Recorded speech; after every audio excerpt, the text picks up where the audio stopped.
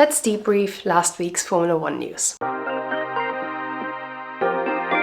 So last week has not been a lot, and I feel like Formula One really needs to come back because even the news articles are becoming non-newsworthy, and I had to go through all of them to find my top 5 news headlines. So first of all, it's McLaren's surprise launch. I mean, are they going to do this now every single year? Second is Williams' not so surprise launch. Then we have the FIA Flexi Wing ban, which, spoiler, is not a ban. Then we are going to discuss the Mercedes US partnership, and then last but not least, let's look into what we can expect tomorrow at the 75th anniversary event. Now first of all, McLaren's surprise launch. I feel like they're really going to do this every single year now. And over at Williams, they were probably super happy that they're the first car of the season to launch, and then McLaren was like, nope, we are going to push it first. But anyway, and here's more disclaimer. I'm not a technical account. I do know a lot about the Formula One car, but I don't feel certified enough, or do you say that? Anyway, I don't feel confident enough to talk about changes and what they mean. And also I want to avoid having comments such as, you're just a Drive to Survive fan if you don't understand or watch the sport, which I had enough on TikTok, so I want to avoid it here. That's the disclaimer. Anyway, so McLaren launched their car on Thursday with a one-off livery. The livery looks, in my opinion, like a rainforest gecko, which is nothing negative. I really liked it. But anyway, and the race suits were all black, and it caused a lot of commotion online because people thought that this is the final race suit, but then they clarified it is just for one day. But anyway, so the car, according to experts, is the same front and rear wing from Abu Dhabi last year. The side pod air intakes are a little bit more P-shaped. That could mean that the air loss is a little bit less because then you have a little bit more room to take in the air. And also the air intake at the top of the head of the drivers is also oval instead of squared, which could also help with the air intake. I mean, duh. The roll hub is also more rounder, and one thing I also read is that the rear suspension is, the top wishbone is at the same level as the push rod, which is interesting because that would mean that a positive is that the airflow is a little bit more direct and not disturbed. But at the same time, that could also mean that the dive effect that a car has when you brake is stronger. But let's see what they're going to do with it. So Andrea Stella has been saying that the car that we saw on Thursday is essentially the car that we're going to see in Bahrain, but just with the normal livery. Sorry, livery? Anyway. He also said that their main focus was downforce and aerodynamics, which, I mean, isn't that the goal for every single team? So, I don't know. I feel like they're just improving last year's car. But let's see what we are going to see in the test during Bahrain. Williams' not so surprise launch. So Williams has done an official launch on the 14th of February with a 1-hour event live streamed on YouTube, but also some journalists, etc. You know the gist of a car launch.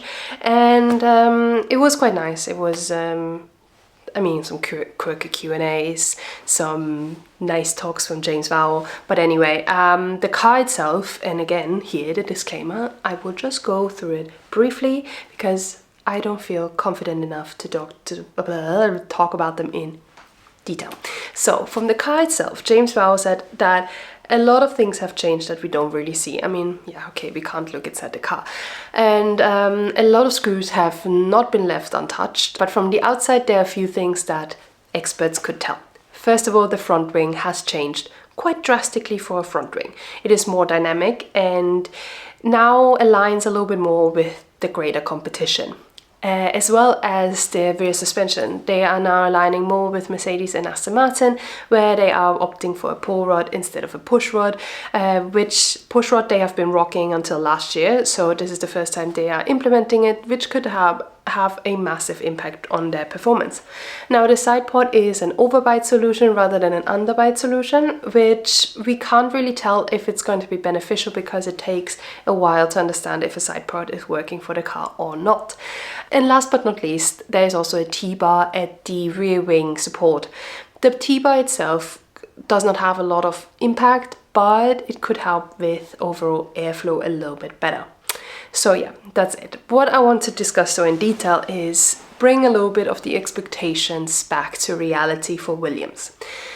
When James Vowles says that the drivers are aware of the 2025 challenges, but they are excited for the 2026 development, then we can also go with that and not expect Carlos Sainz to do wonders with a Williams car. I do have hopes for Williams that they have a higher Constructor Championship ranking by the end of the year.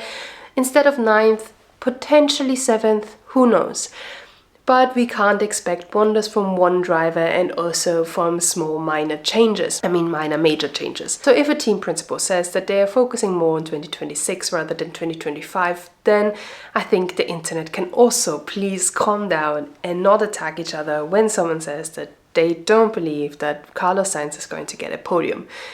I mean, yes, I love being in Delulu, but sometimes when the facts and also the team themselves say that it's not possible, then let's stay back to reality, okay? FIA Flexi Wing ban, which is not a ban. So as I said, it is not a ban.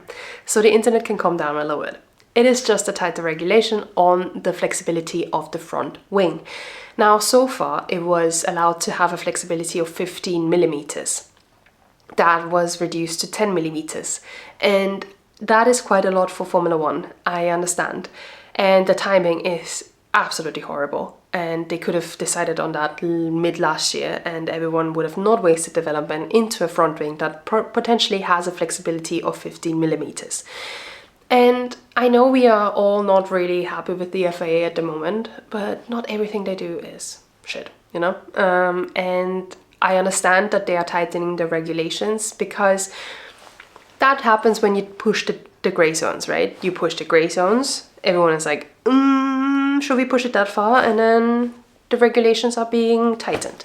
That's how it happens. It happened with the Mini DRS, and I feel like Mclaren was the team last year that pushed it a lot, which is fair play, by the way. Like, push it. That's why they're here, right? And yeah, if many team principals are then complaining about the flexibility of the front wing of a team, and then the FIA has to step in and also regulated. I also understand that at the end of last season they were like, we are fine with what is happening with the front wing and the flexibility, and now they changed it. But hey, there are worse that we can complain about, right? So Mercedes' new US partnership. So as we all know, Formula One has the goal to be net zero by 2030. And Mercedes is also a front runner in this, and every team is working towards it. Now, Mercedes has a partnership with Chestnut Carbon from the US that are working on natural-based solution for carbon footprints. So yeah, now they have partnered with them, and their first project in the US is turning a 200-hectare degraded farmland into a biodiverse forest with 260,000 native plants, which is nice. And also in a country where they don't care that much about sustainability anyway, it is a nice change. And last but not least, let's just look into what is going to happen tomorrow at the 75th anniversary event. For everyone who has been living under a rock in Formula One, tomorrow is going to be a massive event where every team is going to launch the livery and also the driver lineup and their race suits. And it is going to be a big show. It's in the O2 in London, and they have also just released the lineup, the artist lineup, and also who is going to host that whole thing. How is it going to be run down? So first of all, it is going to be a red carpet. I mean, duh. And then every team gets 7 minutes to introduce the livery, the driver lineup, and just talk a little bit about the development, I guess. Then there's also going to be a host who is going to be Jack Whitehall, and I think it's gonna be either really funny or awkward. Either or.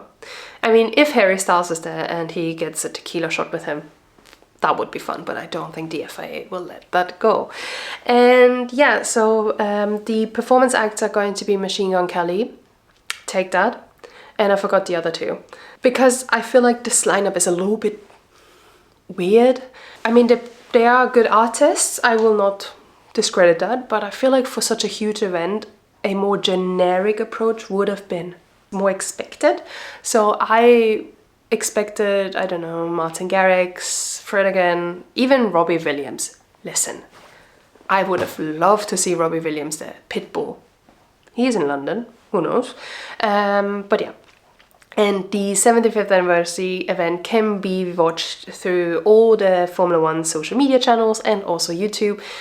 So it's quite nice that we can enjoy it from the comfort of our own home. I will be sitting over there. And yeah, that is all from last week. And here's a minute of Lofi.